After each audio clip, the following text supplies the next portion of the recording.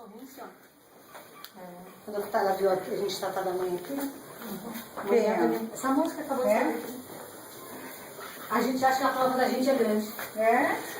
Tô filmando a minha mamãe. Ela tem 3 Tô na casa da minha filhos irmã da minha irmã Sandra. 3 filhinhos pequenos.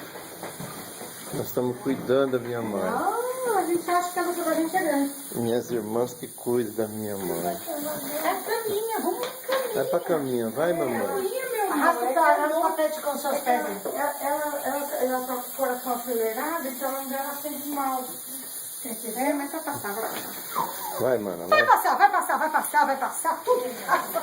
A luta vem e passa, não desanime não. Quem crê em Jesus Cristo já tem a salvação.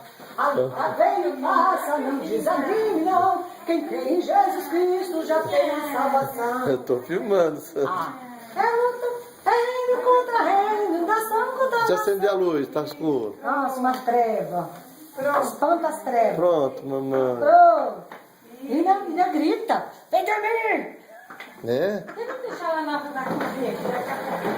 Não, isso aqui. Mãe, fica aí quietinho. Dorme, minha velha, dorme, neném, que a Cuca vem pegar. Não vem não, sai da lá, Cuca. Ai, meu Deus. Pronto. Agora deixa eu beijar minha mãe. Segura aqui. Eita, Deus Todo-Poderoso aqui em cima. Tá gravando. Mano. Mamãe.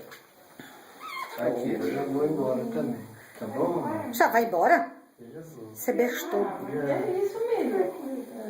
Vai almoçar comigo, não, o tonto. Vamos ser com a senhora? Você quer que eu fique aqui? Quer? Você quer que eu fique aqui? Quero. Quer? Então tá. Pode. Isso, fica um pouquinho a mãe. Não vai fazer nada em casa e nada aqui, faz nada aqui. Tá? Dinheiro, pai. Não descansa, tá bom? Deixa eu dormir agora.